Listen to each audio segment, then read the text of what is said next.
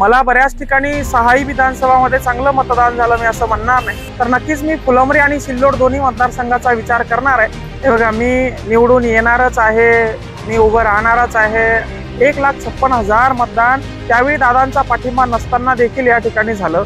माझ्या पदरामध्ये विजय टाकतील आणि मी जनतेची सेवा करण्यासाठी तत्पर राहील। कसं सामोरे जाल? नक्कीच। हे बघा, आपण निवडणुकीचे गणित आता बदललेले आहेत।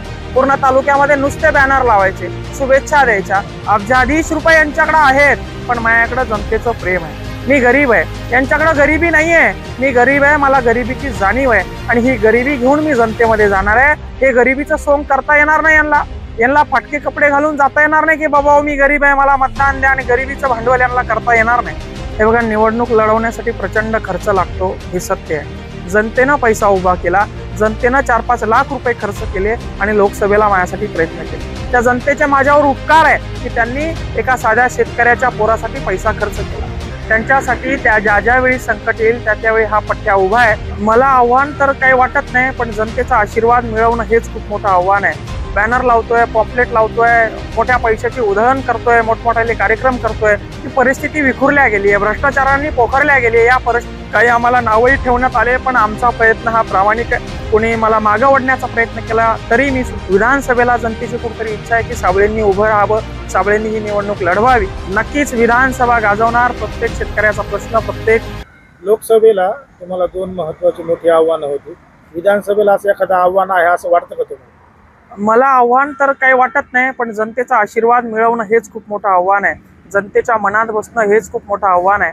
कारण आज प्रत्येक जण बॅनर लावतोय, पॉम्पलेट लावतोय, मोठ्या पैशाची उधळण करतोय, मोठमोठे कार्यक्रम करतोय, हे सगळं माझ्याकडे नाहीये। हे सगळे लोक जनतेच्या डोक्यात आहे, मला जनतेच्या हृदयात जावं लागणार आहे आणि तीच माझी मोठी कसोटी असणार आहे। मागच्या 14 महिन्यापासून आरक्षणाच्या लढ्यासाठी तुम्ही अनेक आंदोलन हे केलं, पण काही जण आता निवडणुकीच्या तोंडावर समोर आले, यांच्याबद्दल काय सांगा?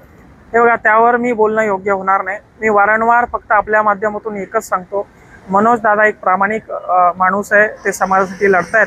त्यांच्यासाठी त्या ज्या वेळी संकट येईल त्यावेळी हा पट्ट्या उभा आहे।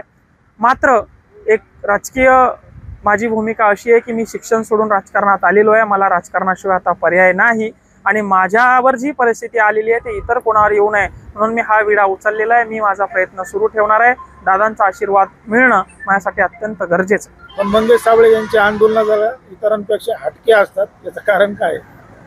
ती परिस्थिती विखुरल्या गेली आहे, भ्रष्टाचारांनी पोखरल्या गेली आहे। या परिस्थितीला जर सुधारायचं असेल तर असे वारंवार दणके द्यावं लागणार आहे। ते दणके आम्ही वेळोवेळी देण्याचा प्रयत्न केला, काही आमच्या अंगलटही आलं, काही आम्हाला नावही ठेवण्यात आले, पण आमचा प्रयत्न हा प्रामाणिक आहे। मला माहिती आहे आपण काम करतोय तर गुन्हे घ्यावं लागणार आहे, आपल्याला समोर जावं लागणार आहे, संकटाला तोंड द्यावं लागणार आहे।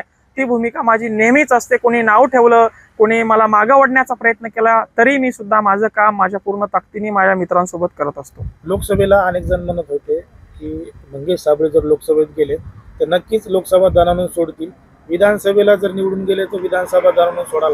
नक्कीच लोकसभेला कुठेतरी जनतेचा मताचा आपण आदर करायला पाहिजे, जनतेची इच्छा नव्हती, पण मात्र विधानसभेला मला बरेच फोन येत आहेत। विधानसभेला जनतेची कुठेतरी इच्छा आहे की साबळेंनी उभं राहावं, साबळेंनी ही निवडणूक लढवावी। तर मी दादांच्या निर्णयाचीच वाट बघणार आहे आणि या निर्णयाला आपण समोर जाणार। विधानसभा गाजवणार का? नक्कीच विधानसभा गाजवणार। प्रत्येक शेतकऱ्याचा प्रश्न, प्रत्येक गोरगरीब कष्टकऱ्याचा प्रश्न, प्रत्येक समाज बांधवाचा प्रश्न आपण त्या विधानसभेत मांडणार आहोत, हे आपल्याला बघायला मिळेल।